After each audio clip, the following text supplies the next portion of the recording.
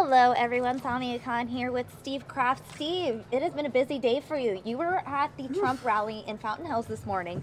You've been busy in the newsroom. You're about to go live at 5. We just wrapped up watching Donald Trump live in Tucson.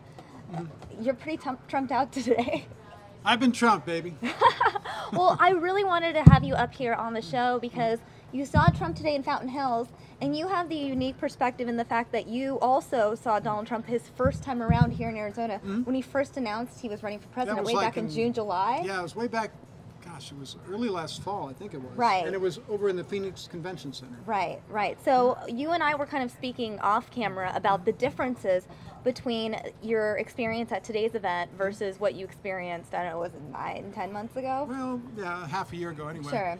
Well, the biggest thing is that rally was very well attended. There were probably a good 5,000 people there. And a lot of the messages were similar, building the wall, you know, all that sort of thing, getting rid of Obamacare, making better trade deals. But the tone was different. It was almost like you were going to an entertaining talk show. He told a lot of jokes. He talked about NBC executives and the Miss Universe pageant and not doing The Apprentice anymore. Sure. And, you know, his lifestyle and all that kind of stuff, and cracked a lot of jokes. And he got to his issues, but it was sort of funny. Parts of it were funny anyway, Right. and then parts of it were pretty serious. You saw him more as an entertainer up there. Yeah. You know, it was almost like he was doing a show. Right. This time, as the months have rolled by, and this has become very competitive and a very bitter, tough campaign right now, his tone has gotten a lot more aggressive, a lot darker, a lot more shouting, a lot more bombastic. I mean, I was struck by that today. I mean, he said Lion Ted Cruz. He's a liar, Lion Ted. I mean, just drilling it in. And then, you know, Mitt Romney's a loser, loser, loser, and I'm a winner, winner, winner. And he really fired up the crowd. And so I noticed a much more aggressive tone. And I can also tell you that I talked to some of the folks who were at the rally. There was a big, big crowd in Fountain Hills. Huge crowd. Huge crowd. One guess, and it's such a guess. I mean, he might have had 10,000 people there, maybe less. I know he was just saying 20, 21,000 when he took the stage in Tucson just about an hour ago. That seems inflated to me. Okay. Because the sheriff's deputies who I talked to on the ground thought it might be 10,000. Okay. But it's hard to say, but it was a big crowd. Right. And I also can tell you that the people who were there are fiercely loyal to Donald Trump. If anybody tries to wrest this nomination away from him, if he doesn't get to 1,237 delegates and get it on the first ballot, it's going to be, it really could be a riot in Cleveland. I mean, it's going to be crazy because the people who love Donald Trump are fiercely loyal and devoted to Donald Trump. Right. And no matter what any person says, no matter what a candidate says, a public figure says, the media says, people who are supporting Trump, you can't change their mind. They're committed to him, and they're loyal. I mean, we're just seeing some people on the screen right now. We just switched to the outside shot of the venue in Tucson. We're seeing a mix of both Trump supporters and then Trump protesters on the screen right now. How you guys? And I see Linda Williams. She's doing a Facebook And I was mention. nervous just standing there. I didn't, you know, nobody wants to see it get out of hand, see people get hurt, see fights. There was a very heavy security presence. There looked like there were, you know, sheriff's deputies on the roofs. I don't know if they, you know, were ready to shoot at anybody who was doing something crazy, but that was unusual. They were up there, and you know, there were mounted patrols. There was like a moat of grass separating the comparatively small area where there might have been maybe 1,000 people right in front of Donald Trump. Right. And then everybody else in the crowd was separated by probably 100 yards of grass, and then fencing and mounted patrols, heavily armed, you know, DPS. I saw sheriff's deputies everywhere, helicopters, four-wheelers, Secret Service. I mean, you really had a militaristic feel. Right. There was a militaristic feel to that rally for me. But you also have to keep in mind how many people, okay, there's a lot of people who love Trump, but there's also a lot of people that passionately hate him. I mean, we saw that with the protests. Yeah, he has stirred the pot, you know, for people who like him, people who don't like him. There's no question, though, that he has, you know, the level of intensity is higher for him Sorry, I just saw this. I wanted to That show was it my to the media viewers. pass, This is right. the media pass that Steve Yeah, that's was what we're wearing to get right. access to the Trump event earlier today That's in right. Fountain Hills. By the way, guys, if any of you guys have any comments or questions Yeah. regarding what Steve and I are talking about, my Twitter handle is right here at the bottom of your screen. So if you just tweet me, I have a screen up in front of me, and I will see your tweets as they come in, and I'll be able to Right. present your questions to Steve Krafft himself. And I don't have like a horse in this race or a dog in this fight. You know, we really don't. We're not taking sides here. We're just sitting there. I go to Cruz events and Bernie Sanders and Hillary and you name it, Donald Trump, Kasich if he were to come out here. Yeah, he's not coming to Arizona. What's that about? So we're not for or against anybody. Right. We're just telling people what we're seeing and our observations. And I noticed a very different tone, a more aggressive and harsh tone to this rally. And, you know, just almost a compulsive emphasis on the word win. I mean, he's really, really branding himself in such a simple and powerful way Right. to the masses of people. Right. I mean, he really does talk about winning in Yep. every rally. That's his He thing. refers to Ted Cruz as a liar in every rally. Right? And Mitt Romney is a loser. Is a loser and a choker.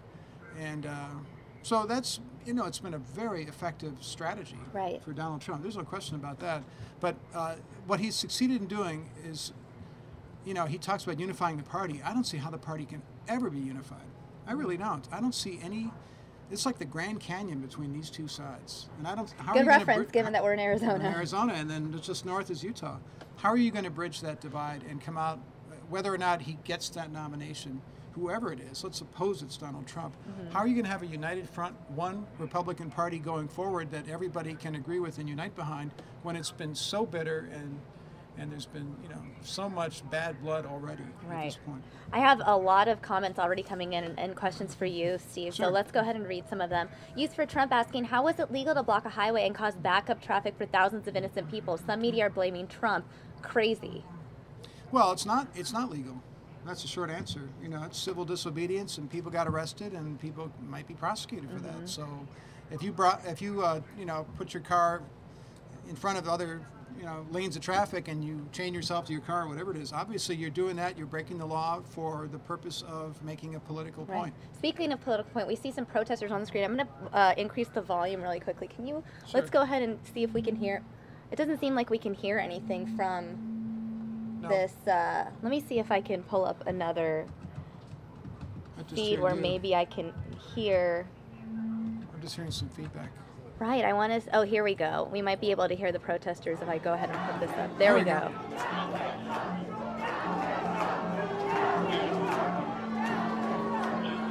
Down with Trump, or some of these people. Or something? I think so. So again, you guys are looking at live video from outside the venue in Tucson. But you had to expect this in Tucson. Tucson's a more liberal town than Phoenix. But even in Phoenix, I mean, I feel like there's two sorts of. Right, but Tucson, you know. Tucson is a more liberal area and much more of a split between Trump supporters and Trump opponents. Right. And also you know, it wasn't that easy for people who didn't like Donald Trump to get to Fountain Hills. I mean, that's a rather remote place.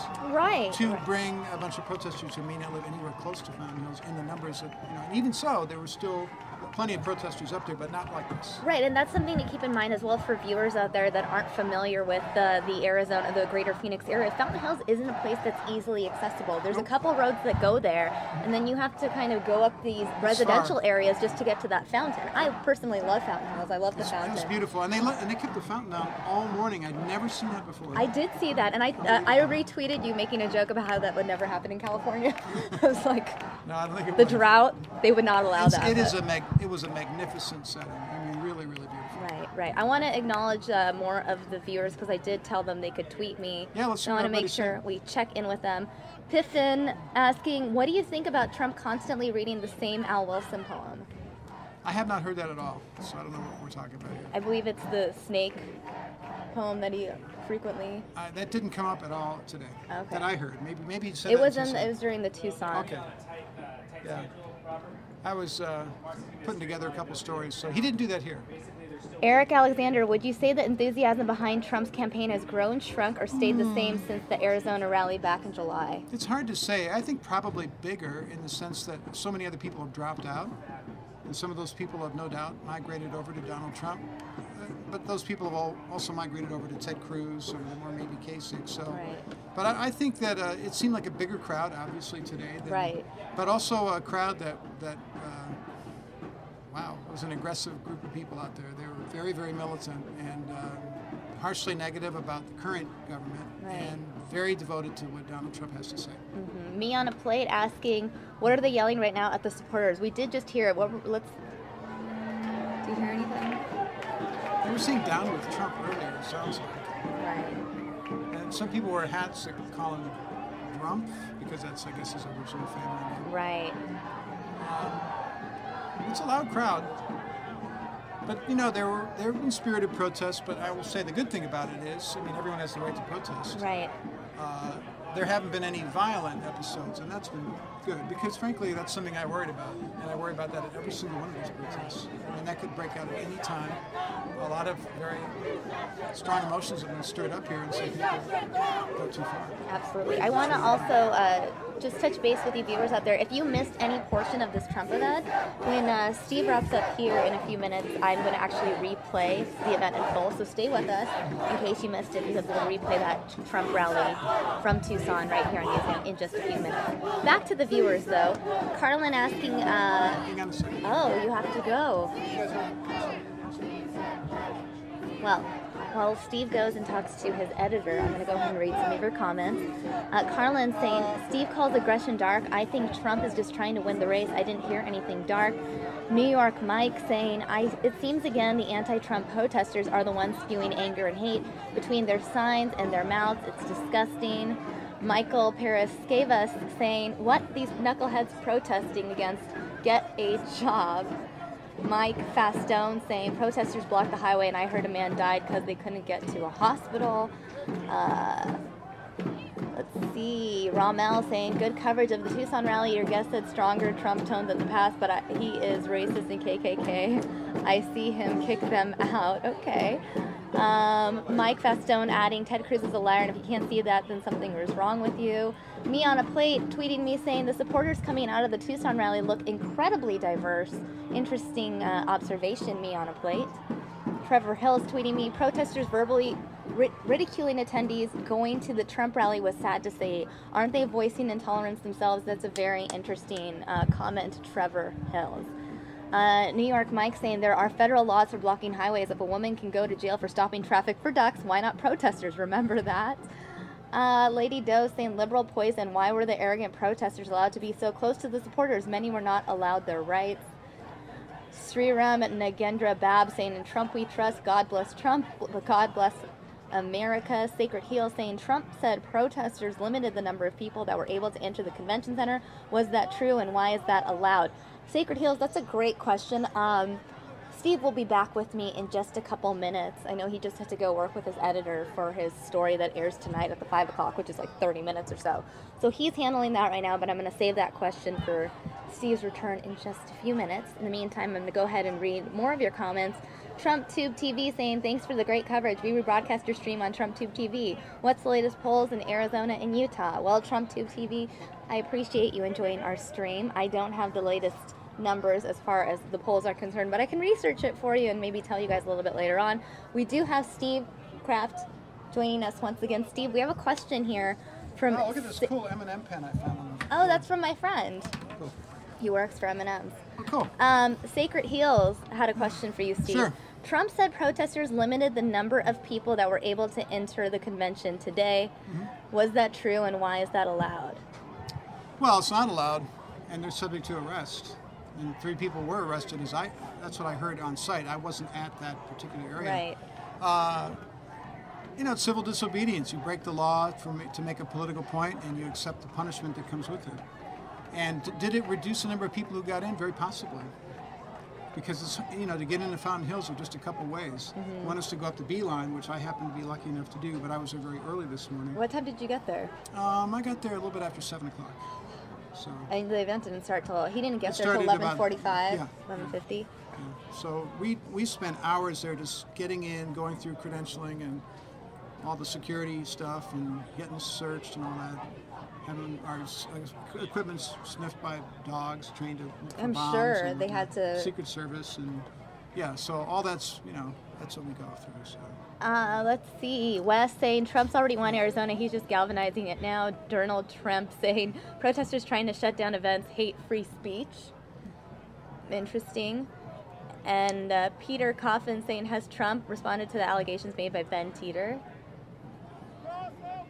I don't know what those are. I don't know either. Empty Jar saying protesters are wasting their time there and showing themselves as uneducated bigots they are. Hashtag Make America Great Again. Well, I don't know. There's a long history of civil disobedience going back to the civil rights era, when people would chain themselves to something, or they'd stand on a bridge waiting for arrest. I mean, it goes back to Henry David Thoreau, who wrote the famous essay on civil disobedience, and he's a great American hero. So it doesn't mean that people aren't patriotic. It means that they're opposed to Donald Trump, and this is the point they want to make. And on the other side of the coin, there are people who are great big Donald Trump supporters who might protest in the same way, expecting arrest at a rally for someone that they disagree with. And it's not pretty, but it's part of our American tradition. And people have to accept the consequences of it, who are going to do that. And tactically, you have to stand back from it and say, well, on a tactical level, it was pretty clever, because had those protesters come to the rally, they would have been drowned out and they would have been isolated, and it would have had very little impact on the event, because there were protesters there and they were kind of quarantined, so to speak. But these people decided not to actually even go into the event, but actually block access to it, because they realized that it isn't that easy to get to Fountain Hills if you can't get through on Shea Boulevard. Right. Aliens exist. The only resemblance of Hitler I see at this rally are the damn protesters. Get them out of here. I don't think Hitler had protesters at his rallies. If there were any, they didn't stick around very long, I don't think. And I don't see this as a Hitler rally. I think that's an overheated comparison. I really do. However, I will say that the level of intensity is much higher than it was a few months ago. So. What a pain these protesters are to real Americans, Christine Vesey saying it. By the way, guys, for those just tuning in, we're looking at a live look at the protesters in Tucson right now. How close was this event to the U of A campus? This one, well, everything in Tucson is pretty close to everything else, so I wouldn't say too far. But this is absolutely something this looks like we're right in downtown Tucson here. It's not too far, a few miles. And how far is Tucson from the border, the Mexico border? It's about an hour. Okay. Maybe an hour, just over an hour. It's not far at all to Nogales. It's have you been to the border? I haven't been to the border in Arizona. I've been to the Tijuana, California. You should go to Nogales. It's an interesting trip, interesting city to visit. I'd like to. Yeah, we've done stories right down at the fence, literally at the fence. Then I bring it up and people are like, why would you go there? Are you sure? It is a fascinating story. I would love to. See people living with Border Patrol vehicles going up and down their streets all the time. It's kind of a rugged neighborhood and kind of really steep hills, and then there's this big fence right in somebody's backyard. That's the border. It's crazy. Sacred Heel saying, before the rally in the convention center, protesters were yelling bigot and racist to the supporters. How is that helpful? It shows you the rhetoric's getting very overheated, and we're not even anywhere near the convention yet. Can you imagine what's going to happen in the general election campaign when Mr. Trump's on the road for months and months taking on probably Hillary Clinton? I think this type of thing is going to follow the Trump campaign from here on out until November, if he gets that far. So, I mean, at this point, though, it seems like Donald Trump is going to be the GOP nominee. He has a better chance than anybody else so far. Right. I mean, we're seeing a lot of reports that the GOP establishment is trying to somehow block his nomination. That could happen. If he underperforms in some of the states, especially western states, if he doesn't do as well as he hopes to do in a big state like California, he may fall short. One projection that I read had him coming in at just about 1,300 delegates. You need 1,237, so that would give him enough, but not by a lot. So it's going to be very suspenseful. But if he gets 1,300, then he's in. Yeah, there's no question. They can't change that. Right.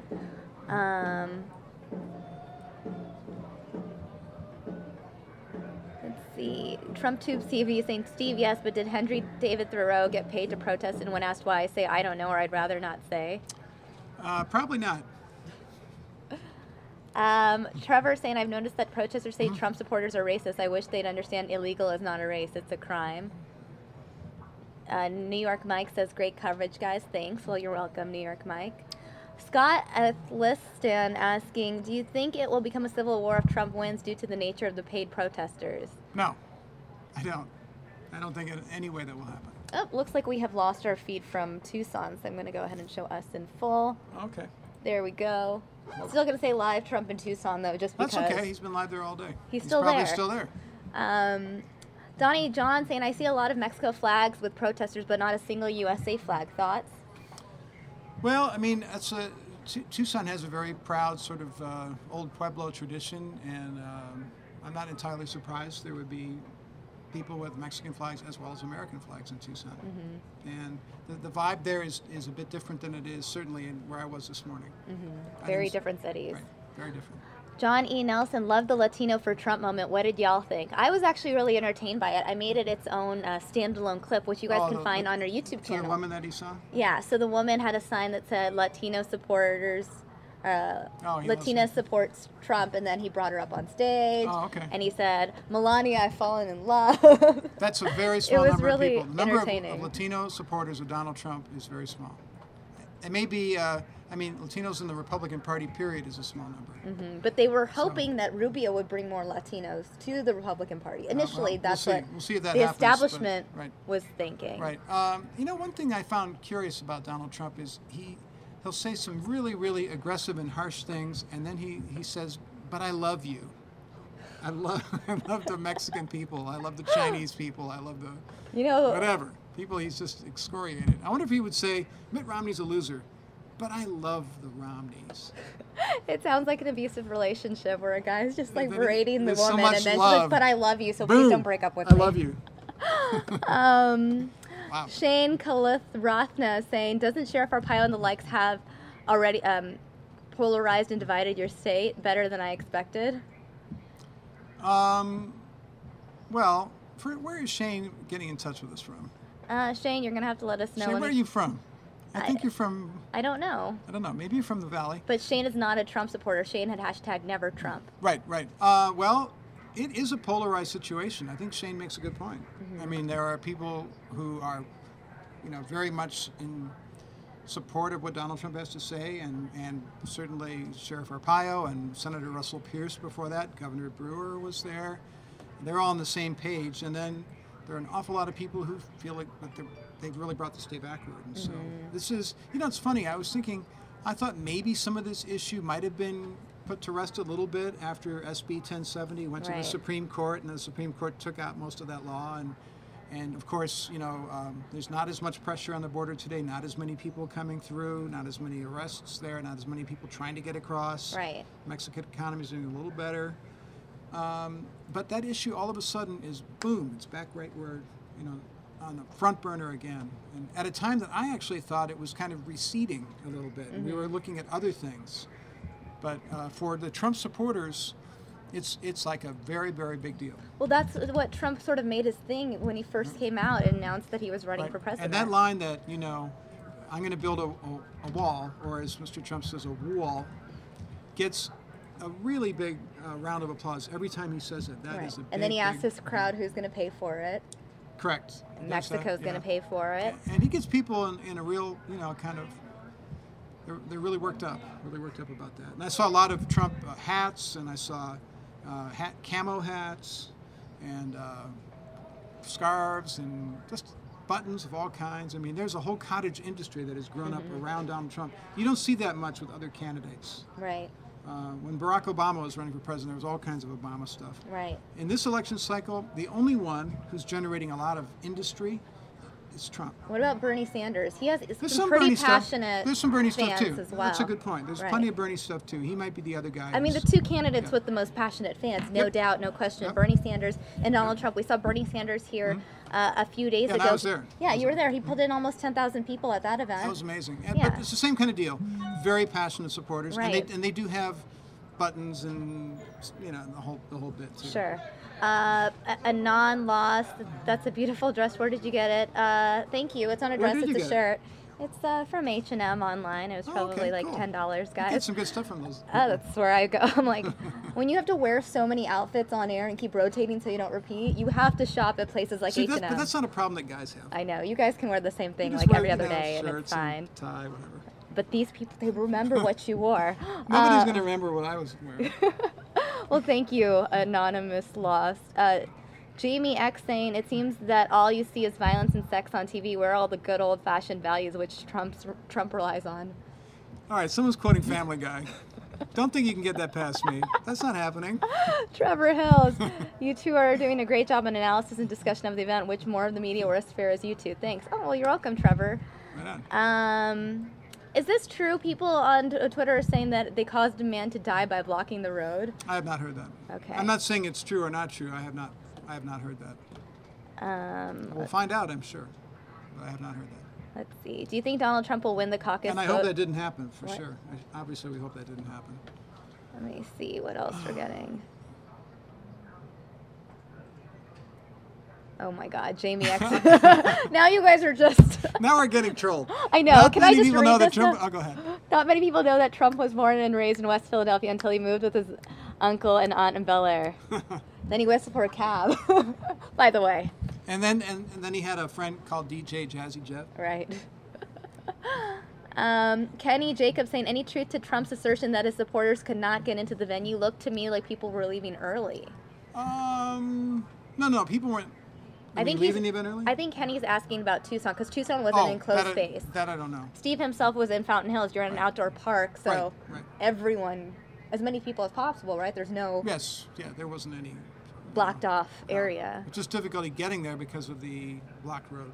Trevor Hill saying, do you guys have opinions on the election, or do you try and stay neutral? I think we all have opinions. We're just probably not supposed to broadcast them. Yeah, right? I mean, you know what? If you do our job long enough, you kind of look at it like sports reporters look at sports. Mm-hmm. That's kind of how I look at it. We report on the game, on the competition, on the strategy, on all that stuff, rather than like being homers, like backing any particular team. But everyone has their favorite team at the end of the day, sports reporters. Yeah, we do. They're secretly filling out a bracket for March Madness. And we're all citizens, right? So we're all entitled to opinions. But you have allowed to vote. Right. But you have to kind of separate out, and a lot of us just are independents. We have to sort of register as independents so that we're not really publicly. Yeah, I don't want to be all partisan. I like being an independent. I kind of float around, Yeah, I like to be free to choose.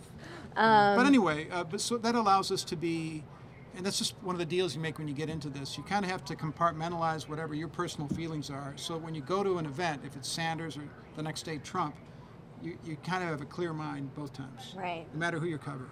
Let's see. What are you guys saying? America, hell yeah. Thank you for your quality streams and for stating the difference between angry agitator protesting and free speech from Hawaii. You're welcome, America.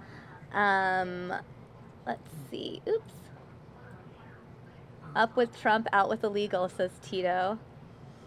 Me on a plate. You both look great. All newscasters' lives matter. That's right. Thank you. Oh, that's some funny. You guys are hilarious. Oh my gosh. Brian Shem, great coverage from Arizona. I'm in Cali, and this was the only way to tune in. I wonder, maybe Fresno, Cali. Yeah, where were you in Brian? Yeah, let's find out. That doesn't look like Fresno. I don't know. I mean, I represent all of California. Yes, I worked you in do. San Francisco. I lived in LA. SoCal, Raised NorCal, in Fresno. Imperial Valley, San Bernardino, Bakersfield. I've heard that you've done a lot of country singing in Bakersfield. I've done maybe some line dancing. You have boots, like cowboy boots? No, but I read an article in Us Weekly a couple of days ago, 25 things you didn't know about Ted Cruz. Apparently Ted Cruz wears cowboy boots almost every day. He does. I've noticed he wears cowboy boots a lot. Mm-hmm. Whether that's an affectation or he's a true Texan and that's how he feels comfortable, I don't know. Do you know anything about this? Mike Festone saying, I heard that ambulance... He's not a cowboy, though. No. He's not a cowboy. I heard that the ambulance couldn't get the guy to the hospital because the road was blocked and he died. Can you confirm and then report? I don't know anything about this. No, I don't either. Not at this point. Let's see. Donnie John saying, I like Sanders, but I also like Trump. It makes me sad to see how outside forces seem to be turning them against each other. I could see that. I can see why how people could like both. I think they both appeal to, I think, independent voters.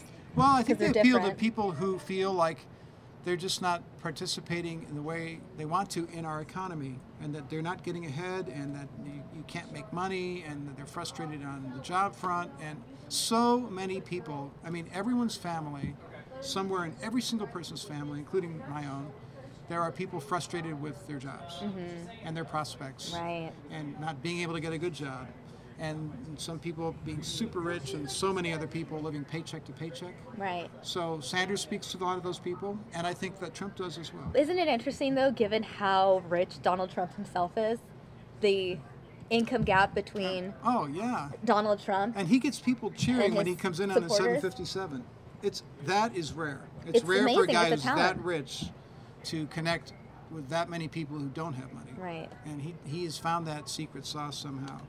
But I think they're both speaking to the frustration. I also thought that Bernie Sanders is the very first person who's been able to take the raw energy of the Occupy Wall Street movement and translate it into a political movement.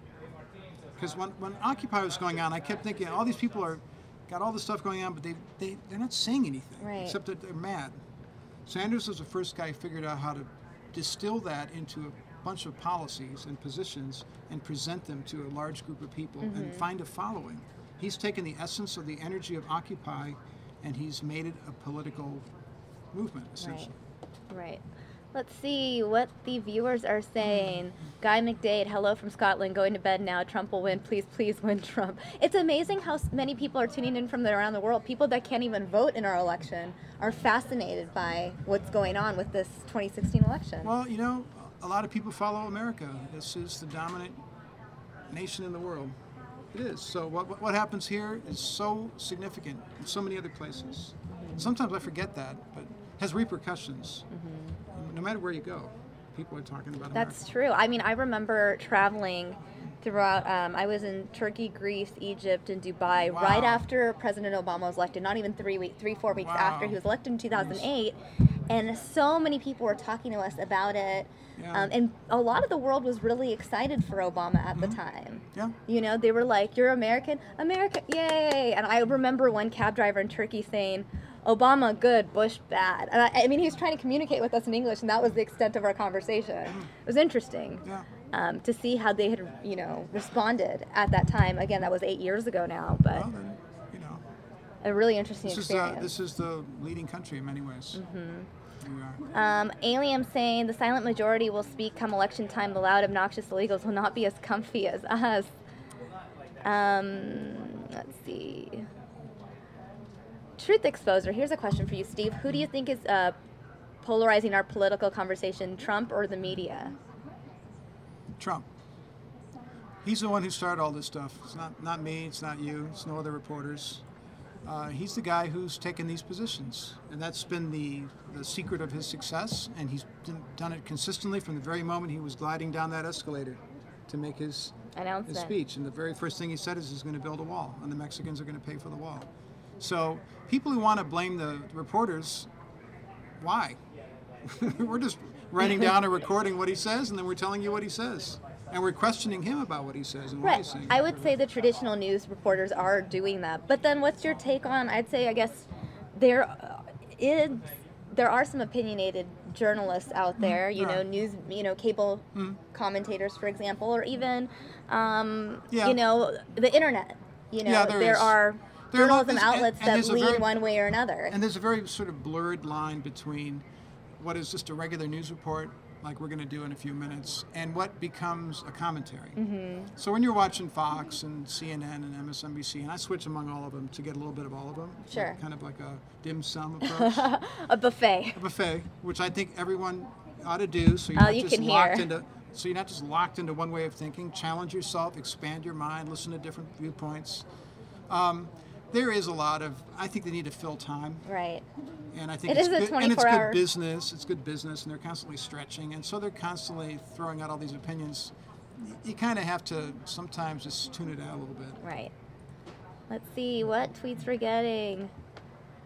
Donald Trump saying, do you think Donald Trump is being unfairly represented as a racist for wanting to curb illegal immigration? Hashtag build the wall. That's a good question. No, I think that, just from where I sit, just watching him, I don't get the feeling that he's a racist. I don't. I get the feeling that he's found an issue that he thinks is important and that works for him. And that people are going to vote on. And that people are going to vote on, people care about, and I think he is all in on that issue. Whether he's personally a racist, I don't see anything in his long personal history to suggest to me that he's a racist. But the application of his policy is highly controversial. And that's where it stands. And then you can also wonder whether it's workable. Right. But on a personal level, I think probably it's fair to say that if you talk to people that know him in New York, there's probably a lot of people who like him, don't think that he's a racist. Right. But you can be a very nice person in your real life, but then you can adopt a policy position that's going to be very controversial, and you just have to be ready to accept that.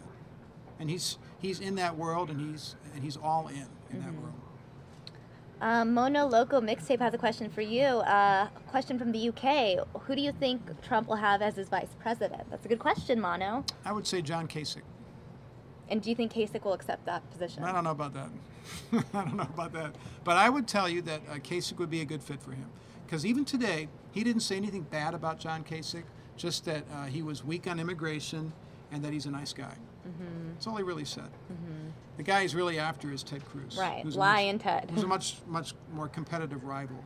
So, and that's the last thing I'm going to say because I got 10 minutes. Oh yeah, it is 4:50. But anyway, so no, I think Kasich would be a natural sort of complement to him, a guy with a lot of experience who actually knows how Washington works, who's spent 18 years as a representative there, worked in the Bush White House and working on budget matters, I believe.